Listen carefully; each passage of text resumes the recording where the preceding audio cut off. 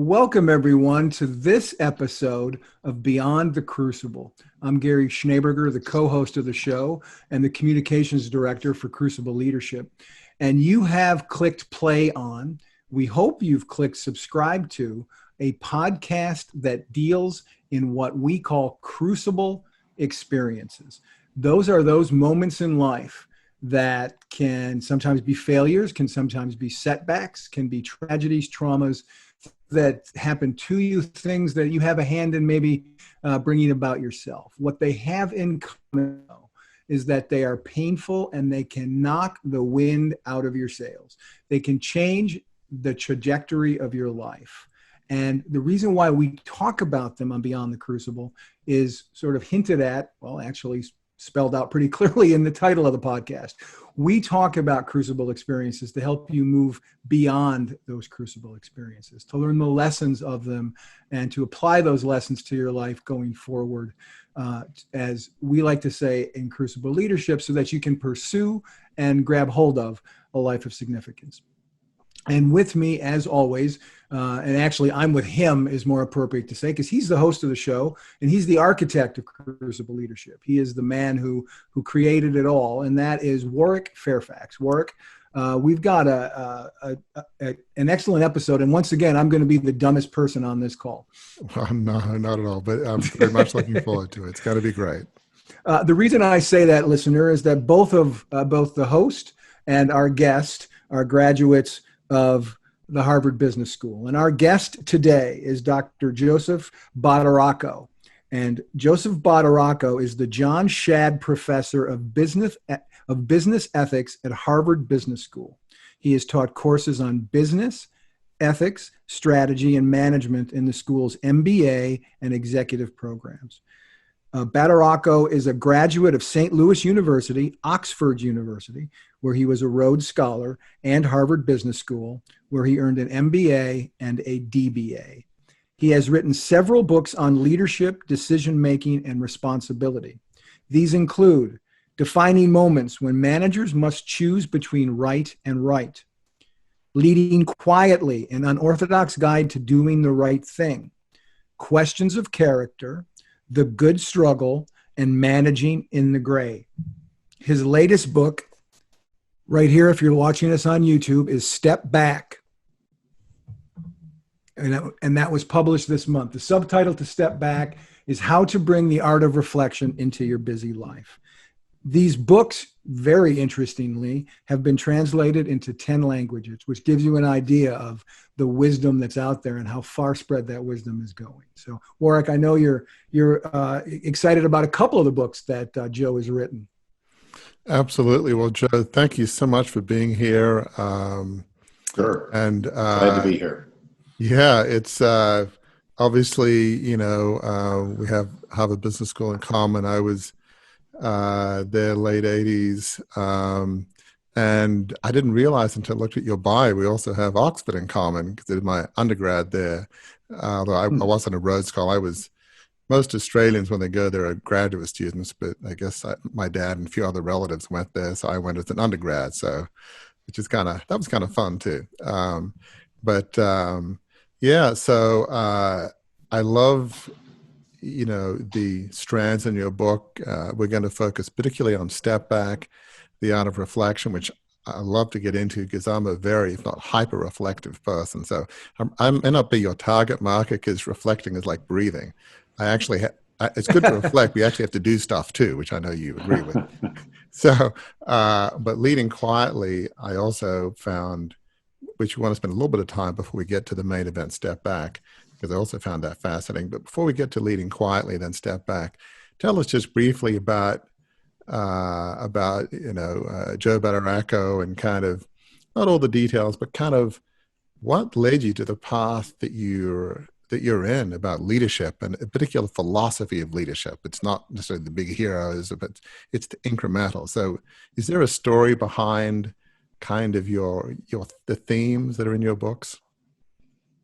Well, first, all of the books do focus on issues of ethics, moral philosophy, very broadly defined and in very practical terms. So I'm not a theoretical minded philosopher. And as you know, Warwick, Harvard Business School aims to train people who are going to take responsibility and do things and get them right.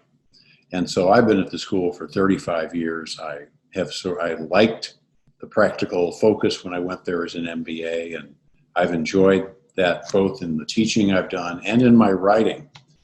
The other thing I guess I'd emphasize is that I've tended to look for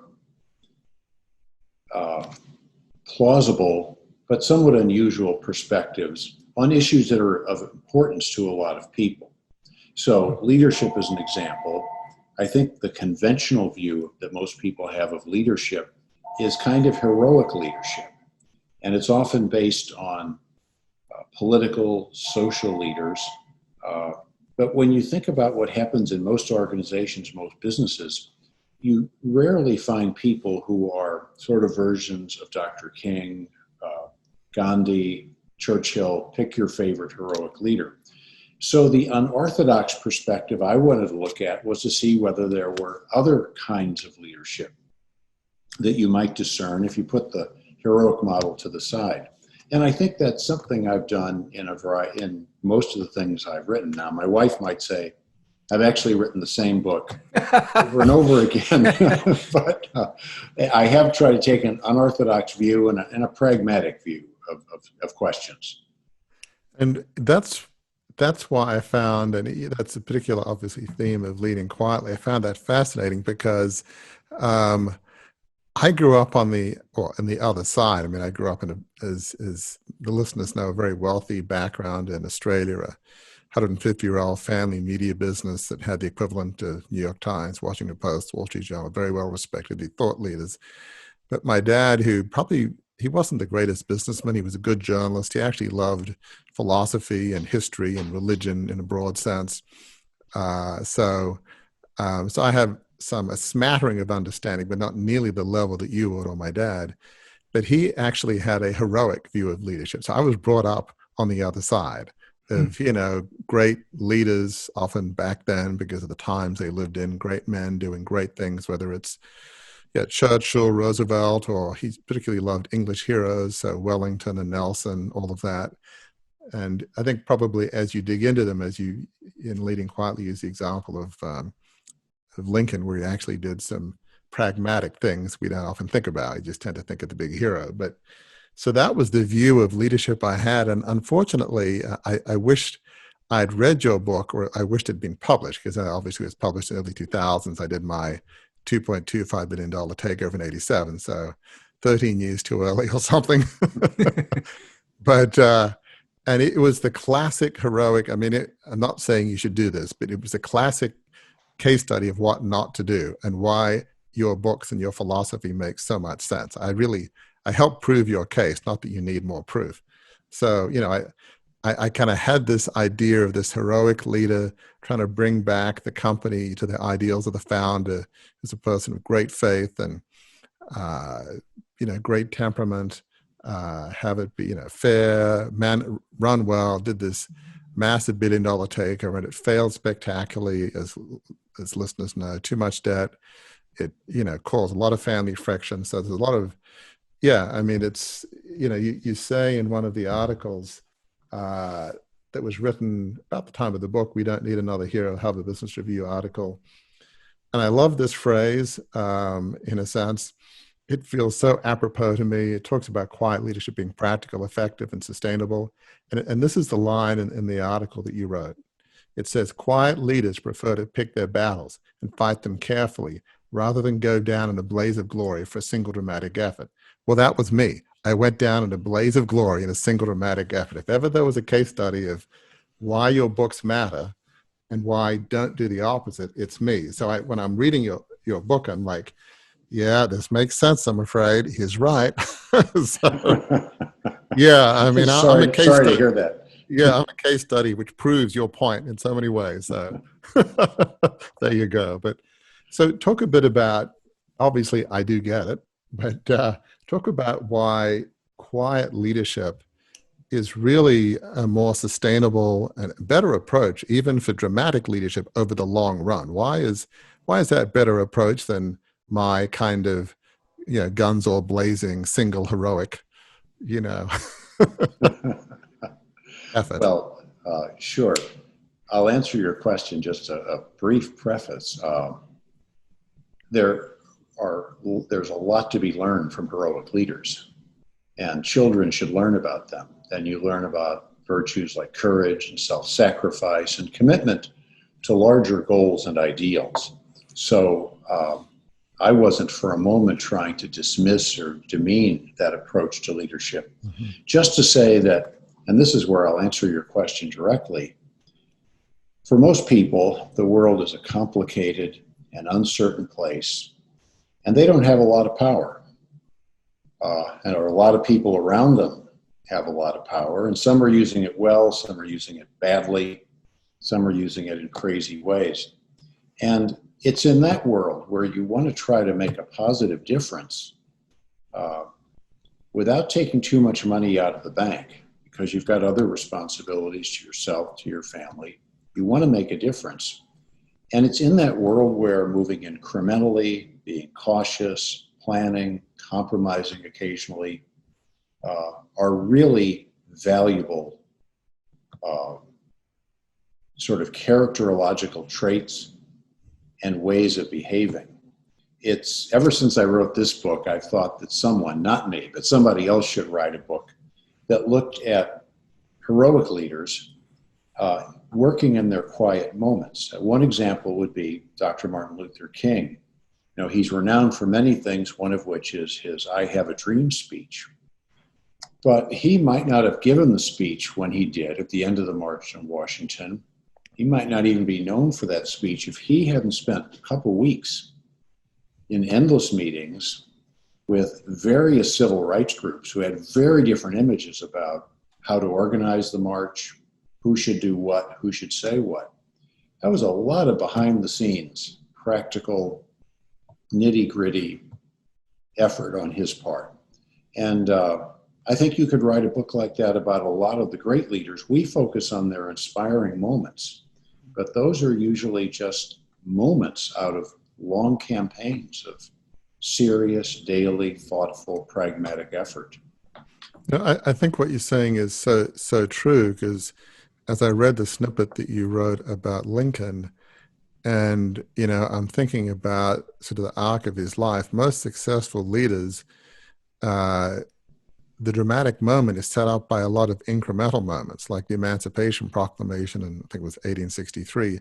Lincoln spent about a year trying to figure out, okay, what's the right time? It has to be when the North is actually doing well, which for the early part of the war, it wasn't. So timing was critical, because ultimately, you want to succeed. And, there are fewer things in American history more important than the abolition of slavery. So, you can't get it wrong. So people don't focus enough on the small incremental acts and, building alliances and trying to find the right time. And they don't think of the lead up to the dramatic effort, I think is your point. It would be a good book. I think heroic leadership, I mean, it's heroic in terms of taking on these challenges, but how they get there is often in small incremental steps. I mean, is that exactly a summary? Exactly. There's one quote in the book. I'm not sure where I got it, but it refers to Navy pilots. So they land jet planes on what apparently look like postage stamps if you're up in the air in one of these planes and you got to land it on this little patch of metal. And the saying is that there are no old, bold pilots. Right. So it takes a lot of practice and care and attention to detail to pull off that feat again and again and again. And I think that saying says a lot for people who want to make a difference but are realists about how the world works. Right. I mean, you talk about nudging and, one quote you have, quiet leadership is a long, hard race run on obscure pathways, not a thrilling spring before a cheering crowd. I mean, talk about modesty and humility. One of the things I love is just the everyday cases you talk about. There's many examples. You have a woman who becomes a hospital leader. There's a guy that becomes a bank manager whose boss is is really on his back to make cuts quickly, and he uses every trick in the book. Gee, I got to go to HR and legal, and because he needs to buy time to figure out what's happening. Well, that's very practical. Often we're told in the real world of leadership, if you're in middle management, to do things you don't think makes any degree of sense. But saying outright no is typically not a viable path. So you just try to find ways around it. I mean, those case studies were extremely helpful in helping the reader understand this is what it looks like in the real world of quiet leadership. All the individuals in the book, and I think the individuals out in the real world, are all trying to do something that they believe is important, valuable, even critical. And it's for other people. It's not for themselves. Mm-hmm. So it is a kind of morally responsible leadership.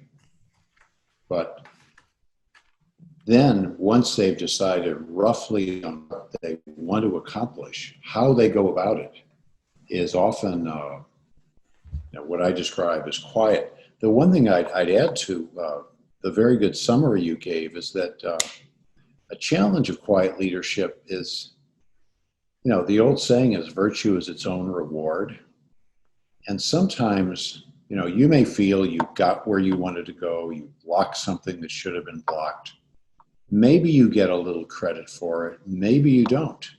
There are people in organizations who are good at calling attention to themselves and their accomplishments. And sometimes their accomplishments are kind of smaller than the amount of attention they manage to garner for themselves.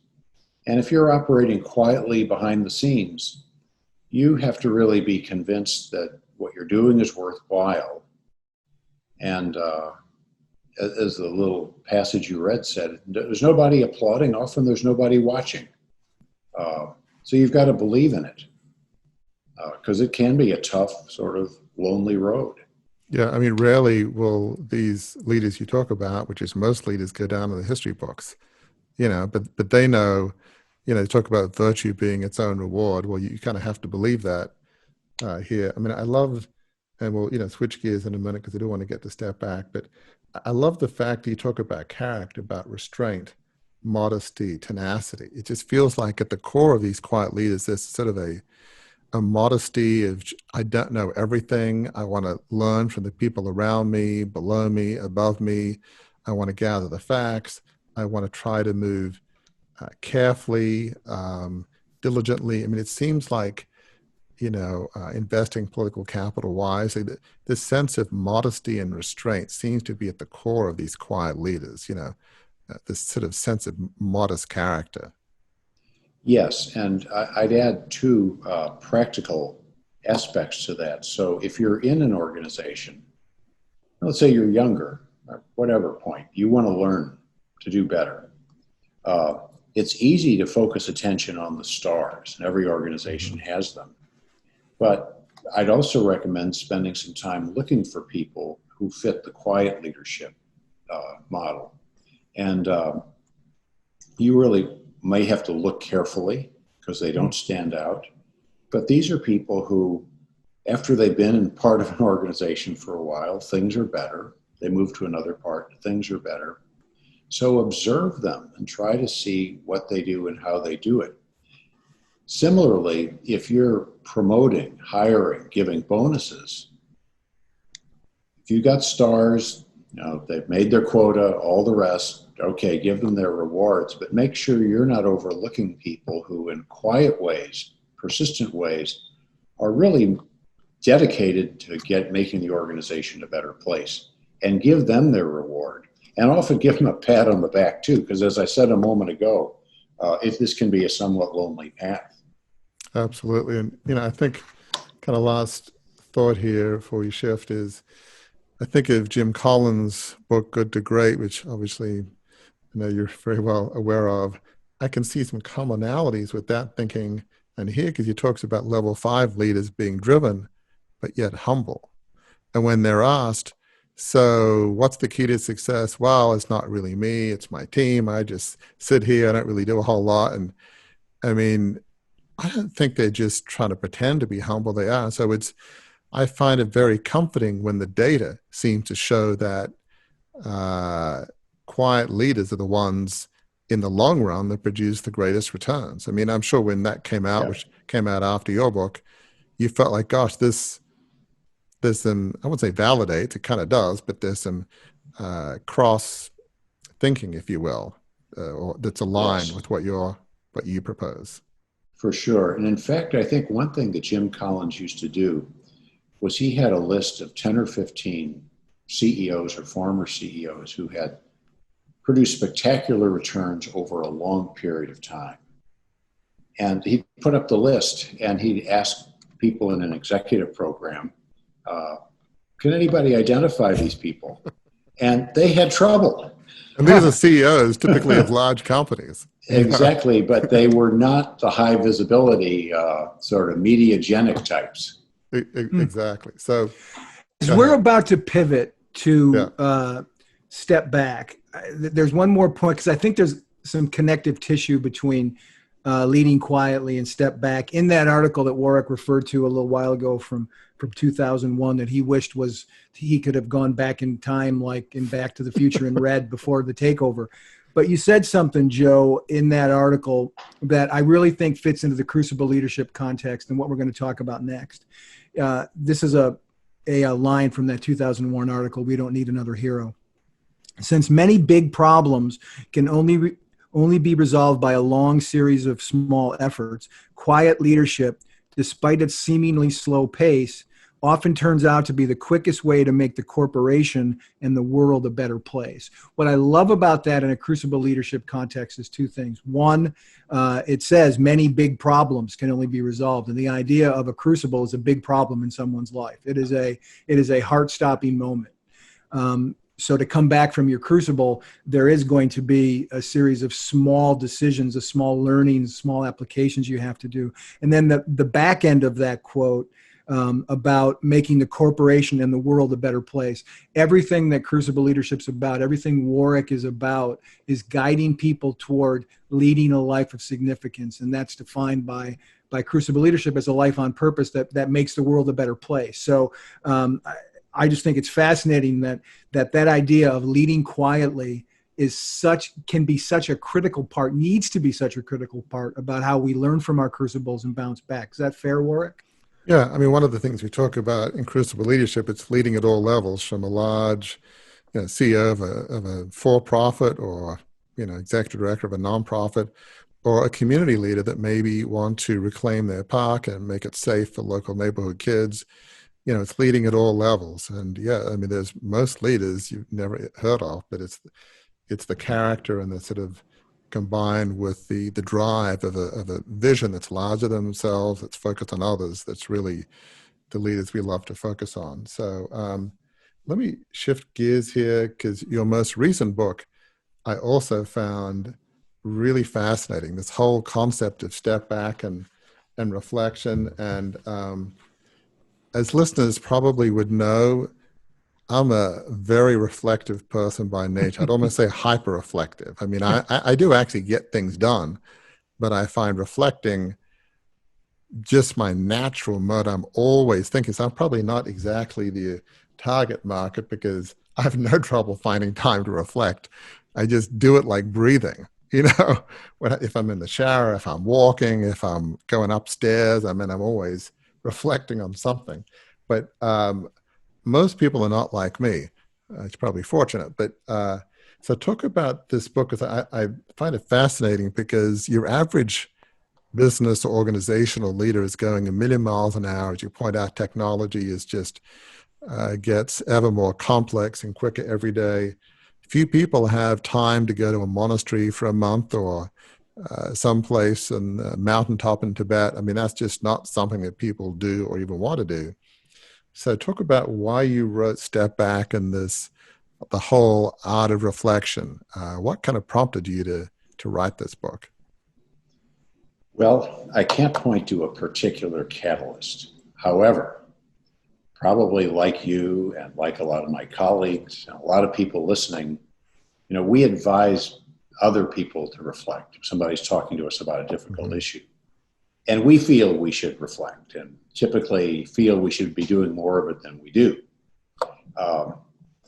But no one who gives this advice to reflect typically says what reflection is, how to do it, how to find time to do it. And so I simply wanted to see what reflection meant for people who really were busy and couldn't, as you said, go off to up to the mountain for a month or something like that. So the first part of the research was simply exploratory. So I started interviewing people who were on the HBS campus, in most cases for our executive programs. Come to my office for an hour. And the interesting thing is that they would, in many cases, come in and sort of apologize. They'd say, look, I'm sorry, I just don't think I'm the right person because I don't really do much reflecting. And so we would talk a little bit, and I'd say, well, what do you think reflection is? And are there any times you do a little bit of it? And so we kept the conversation going for a while. And then what I did with the early interviews was I arranged to meet them again for another interview about 2 weeks later. And in the middle, I sent them an email and I said, did you do anything in the last hour or so that looked like reflecting? And what they found was that while they didn't go off for an hour every morning and reflect on a biblical passage and then write in a journal, they were reflecting at lots of different brief points over the course of a day or a week. In some ways, Warwick, a little bit like your description of yourself, taking a walk in the elevator, taking a shower. So I continued the interviews. I felt I was finding something interesting. I ultimately, after interviewing about 100 people, said it's time to write something down. And what the book does is contrast what I call mosaic reflection with classic reflection.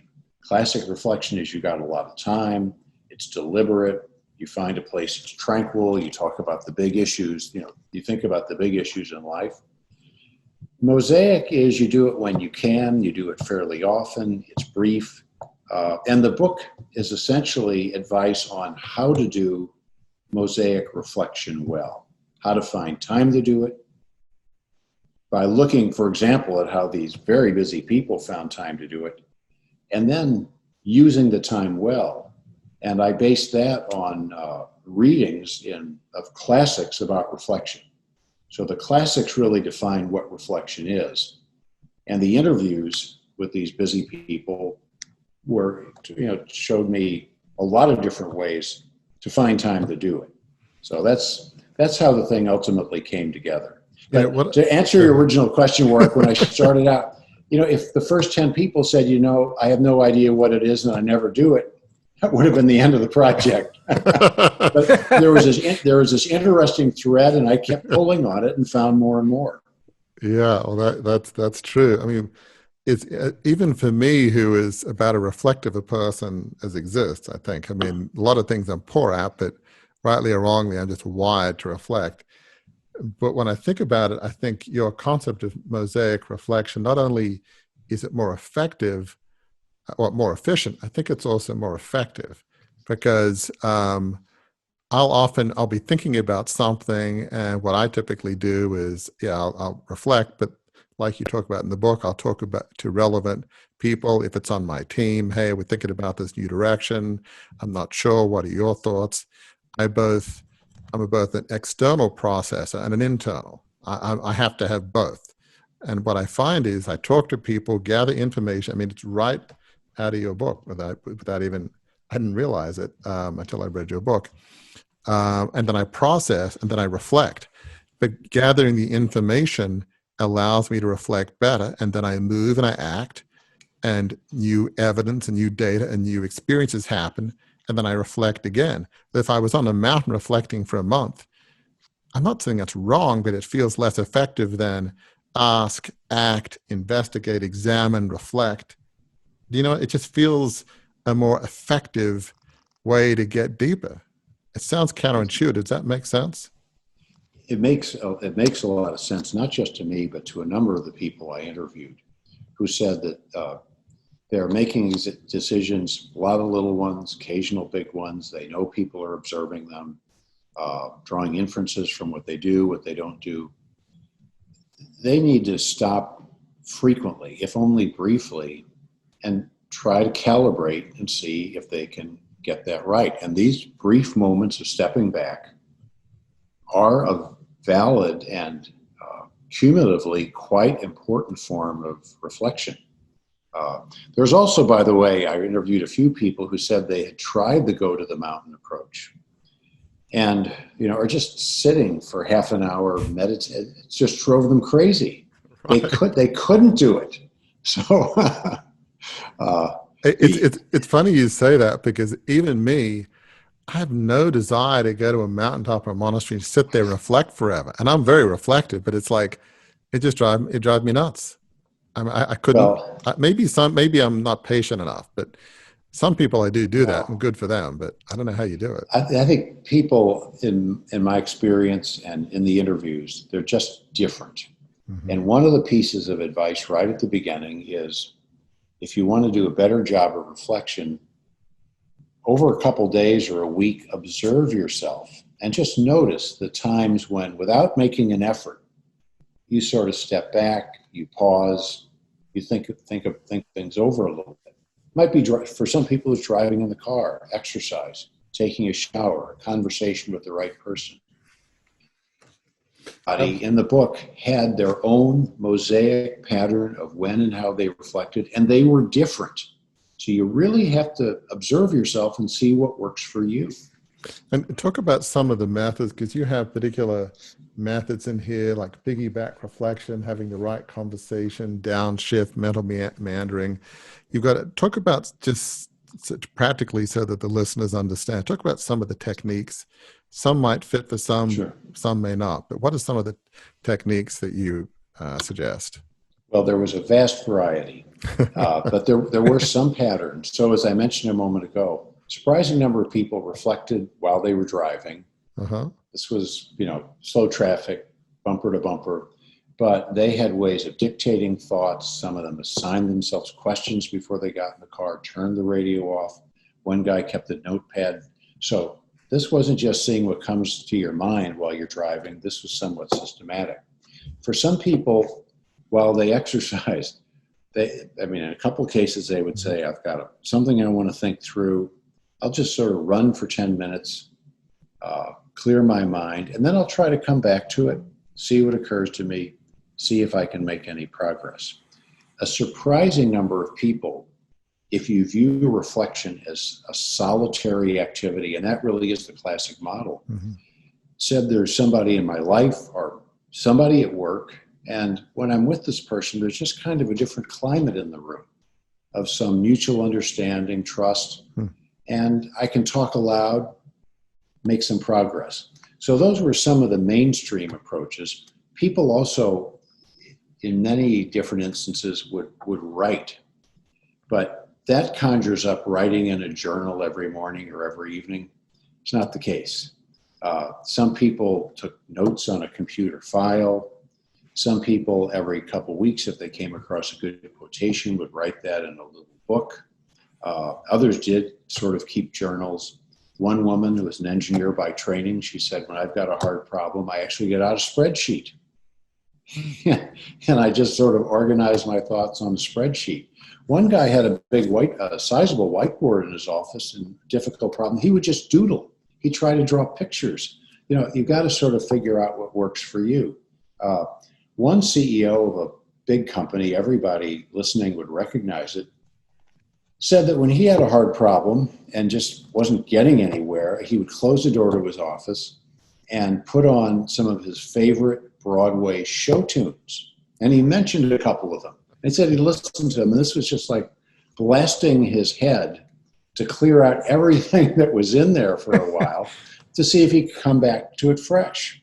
And there was just an amazing range of, some people, it was time in a hot tub every couple days, but they found their own pattern. And then you've got to spend the time well. That's the other thing I emphasize in the book. But first you got to find the time that works for you. That's so true. I probably have done most of those things, being a reflective person. For me, sometimes I'll come, we might be going, as happened just yesterday, potentially going in a slightly different direction in what we do at Crucible Leadership. And we're having a meeting, and something was like troubling me, but I couldn't really identify it at the time. but I knew, okay, I need to get in touch with this rather than just say yes and plow ahead. Anytime you feel troubled or disconcerted, to me, that's a yellow light that says you need to reflect in some fashion. Pick your favorite tool, but don't ignore that slightly troubled spirit. So I chatted to a couple folks on my team, and one of the things, not only do I reflect internally, but by talking to somebody else, sometimes if it's about something with my kids or a family, I'll talk to my wife and I'll say, hey, I feel troubled, angry, fearful, and I have no idea why. Help me figure it out. And so we'll dialogue, and by dialogue, she knows me. And so she, how about this? How about that? And by the time we're done, 90% of the time I figured it out. Once I know what it is, then I can figure out, okay, what to do about it. But certainly for me, conversations I find with the relevant people, I find very, very helpful to figure out, okay, why am I troubled? Does that make sense? Kind of that. It makes an immense amount of sense. I didn't focus on the way our brains work in the book. I read a few things in passing. But our unconscious minds do an immense amount of information processing. And it's not just like applying algorithms to data. There's all sorts of stuff going on involving feelings, thoughts, images, and all the rest. And sometimes there is something trying to get out. And one of the three classic approaches to reflection used to be called contemplation. That's the old word for it. I called it downshifting. But it basically says take a break from your to-do list, from just checking off task after task, and see what's either coming up sort of inside you or maybe something going on around you that you're not really paying attention to. And see what's there. And if you find something, stay with it a little bit. But you've got to slow down. The book starts with a quotation I really like. It was from a guy who founded and continues to run a very successful private equity firm. And he says that he tells the presidents, young presidents typically of these small companies he's invested in, so he'll be on the board and he'll meet with them from time to time. But he tells them early on that, look, if I ever come into your office and I find you with your feet up on the desk, looking out the window, I'm going to double your salary. That's great. And what he's saying is he doesn't want them putting out fire after fire after fire, which is the entrepreneur's life. He wants them just to just take a little break, feet up, look out the window, let your mind slow down a little bit, see what comes up. One of the things I really love in here is you talk about some of the classic philosophers and thinkers, and you talk quite a lot about Marcus Aurelius, who was a Roman emperor, and I don't know, I think I looked it up, somewhere like 160 to 180 AD. Yeah. And what I find interesting, and listeners may not have heard of Marcus Aurelius, but I'm sure, as you know, many will have seen the movie Gladiator with Russell Crowe. That's right, yes. Which Marcus Aurelius, I think played by Richard Harris, is featured, at least in the movie.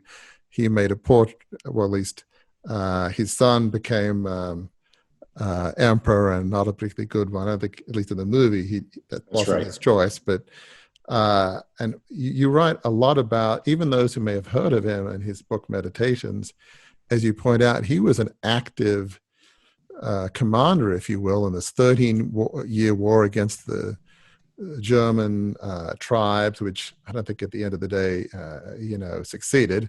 It was a pretty tough one. It was one of the few ones that the Roman Empire didn't quite conquer. But so he was in there in the thick of battle every day, and yet he was just very contemplative and talking about, living complete and conscious and lucid life, and give meaning to your entire life. And later on, you have a longer quote. So I found that example of Marcus Aurelius fascinating, because you don't tend to think of moral philosophers, if you will, being, people of action, which he was. Absolutely. And I'd recommend to everyone listening to get a copy of Meditations. It's provided wisdom and guidance for countless people everywhere in all positions, including some very important leaders. And as you indicated, Warwick, he was running the Roman Empire. He was in northern Italy, or what subsequently became Germany. There was plotting against him back in Rome. He was fighting a war, and he managed to snatch a little bit of time every few evenings and write just a few lines, which miraculously have been preserved. But this is an example of mosaic reflection. Every few nights, just a few lines, not systematic, but he was trying to put down what he thought mattered or what was really on his mind at the time. Coincidentally, there was a plague, an epidemic raging during this time, and Aurelius may have even died of it. Historians disagree about that. But that's another way in which there's this uncanny relevance of what he wrote to reflecting if you're really busy today. You know, there's another aspect of contemplation I think about, and this will apply differently to different folks, but faith to me is important. So there are times which I've done a journal, and not recently, but you write about this in the book, about some people of faith do almost what they feel like God telling them. Others may, think of it more broadly. And I've certainly had that experience. But, I kind of do my, daily devotional thing. And I'm not always consciously thinking about something some problem I'm grappling with. But as I center myself in what you could call more broadly wisdom literature, even though my purpose isn't to accomplish a particular reflective objective, somehow I'll just feel like this still small voice, you could call it from God, from the universe, from, your inner self, however your frame of reference is. But that's happened on numerous occasions. And so applying it more broadly, whatever your way of getting centered in, it's reflecting on some other faith tradition, yoga, whatever you feel like really centers you, that is so valuable, because you're not doing it for a purpose other than it calms you down and it centers you. But does that make sense? Like, I find out of left field, it's like, I wasn't even thinking about this. I wasn't reflecting about it. That thought come from. I mean, it's just wild. It makes complete sense, and it's consistent with a lot of what I heard in the interviews. What's important, though, for people who are really busy, and a lot of people are even busier now as we deal with this pandemic and homeschooling or whatever's going to happen next month, is making the time and finding the time, even the short fragments of time. And one woman I interviewed had a really good approach to this. She created, like most of us do, a to-do list every day. Mm-hmm. But part of her to-do list was a little bit of time for reflection in a way that she thought was valuable. And so at the end of the day or in the middle of the afternoon, when she was checking things off her list, that was something she wanted to check off. And my reaction to that was, that's interesting. That's sort of moving beyond a to-do list to kind of a to-live list, okay? Indeed. And being kind of systematic. People are busy, there's a lot of distractions, a lot of pressures. But to try to make sure every day, if possible, you do something that broadens you a little bit or centers you a little bit, like you were describing. And to pick up on that point, it's a good time because we have, I believe I can hear the captain turning on the fasten seatbelts sign. We're going to have to land the plane here in a little bit. But the very end of your book, Joe, the very end of your book gets to the point of why all of this is so important. And for listeners here at Crucible Leadership, it's why it's so important, why reflection is so important for you as you're going through your Crucible experience. These are the last 3 sentences in Step Back. Without reflection, we drift. Others shape and direct us. With reflection, we can understand and even bend the trajectories of our lives. One of the things that fascinates me about that is I never hear the word trajectory in my day-to-day existence. I just don't. But And I'm not sure I did it on this episode, which is funny, but in almost every episode of this podcast, I talk about crucibles as changing the trajectory of your lives. And here you're saying, with reflection, we can understand and even bend the trajectories of our lives. It seems to me that in moments of hardship and pain and failure, reflection can be even more valuable. Is that true? Is that fair? I'm sure it's true. Only in a handful of the interviews did I hear people really talking explicitly about crucible moments. I think in many cases they were referring to them, but they weren't really comfortable being explicit about them. Mm-hmm. But those are points when reflection is absolutely critical. The only caution I would give is you've got to make sure that you're reflecting and not ruminating. And by ruminating, I mean going around on the same issues, not really making any progress. You have to have a sense that you're making some progress. Not every day, not every time, but seeing things more clearly, getting a sense of things you want to do differently.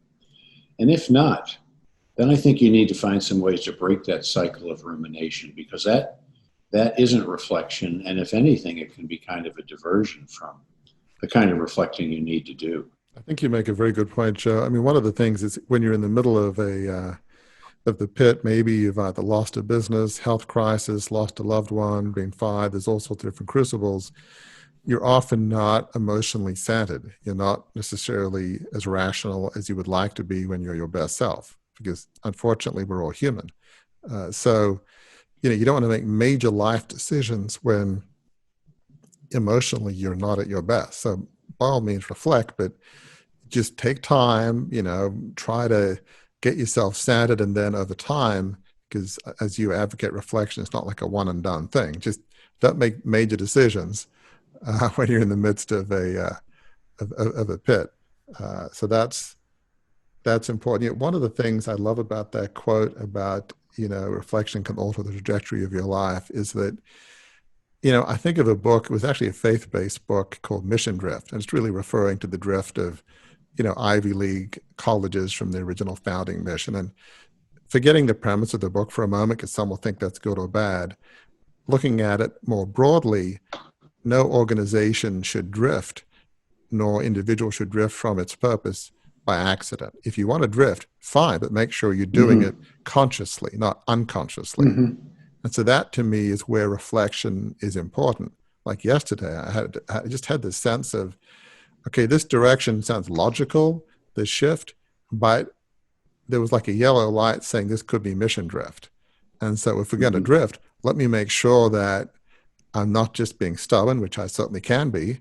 I'm not open to new ideas, which I can also be that person. But, that's why reflection is important, because you might find over the course of 10 years as CEO somewhere that you've shifted in a direction that had nothing to do with where you wanted to go. You just made a bunch of small decisions. So that I feel like is one area where reflection is absolutely critical. You want to make sure you stay on task and on vision, because so often you don't if you don't have those reflections as you walk every day. Does that make sense?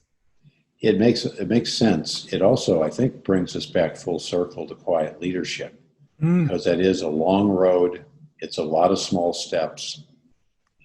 You're buffeted by pressures. You got to make adjustments along the way. You do need to step back occasionally if you're trying to get things done in a quiet way, and make sure you're still focused on the right objective, that you don't need to modify the objective, that you're kind of you're on a path you want to be, if it's a long path with a lot of uncertainty.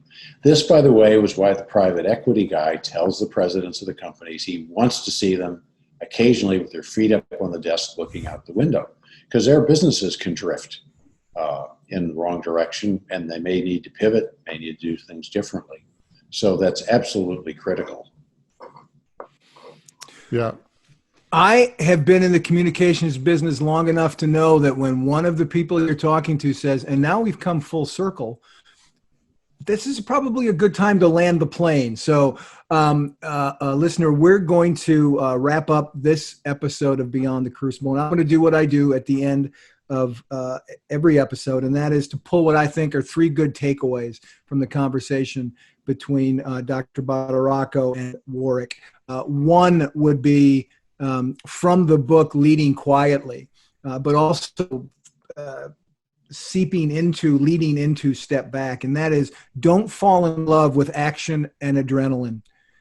It's the quiet moments that provide the fuel to great insight and understanding that can lead and fuel great leadership, especially in the crisis of a crucible experience. Quiet, reflective leadership is character-driven leadership.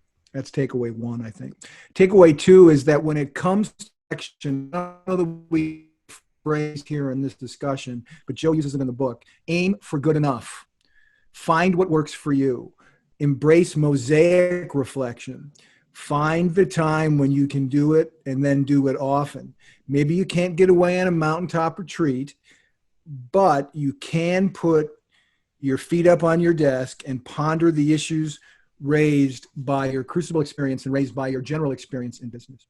And then the third point, and I think both Warwick and Joe hit on this in their conversation back and forth, is that reflection is an exercise in continual refinement. Reflect to gather information, assimilate that information, and then reflect on that information that you've assimilated. It's almost like a sculpture when you think about it. The more you refine the clay, the more your vision takes place, and the thing that you're trying to bring to life comes into focus. We hope, listener, that you've enjoyed and that you've gleaned some helpful tips from our conversation with Dr. Joseph Badarocco today. We thank you for tuning in. Warwick and I would ask you to do a favor for us. If you see on the podcast where you can click subscribe, please do. You can also leave a review for us on the app where you listen. Again, those things help the podcast reach more people. And that's what Warwick's heart is, to reach the widest audience of people, cast the biggest net to reach the widest audience of people, to help them along the path to a life of significance. So until we're together next time, thank you, listener, for spending your time with us today. We hope that we've given you some stuff here in our conversation that you can reflect on as you go through your own journey in navigating your crucible experience. And remember, in that crucible experience, in that crucible moment, it is painful. It can change the trajectory of your life, and it can feel like it's the end of your story in some sense. Here's the good news. Warwick's proof of it. Guests we've had on the show have been proof of it. You're going to be proof of it. A crucible experience is not the end of your story. It can, in fact, be the beginning of a new chapter in your story that can lead to the most rewarding book of your life, because that story, that book, that journey leads to something extremely special, and that is a life of significance.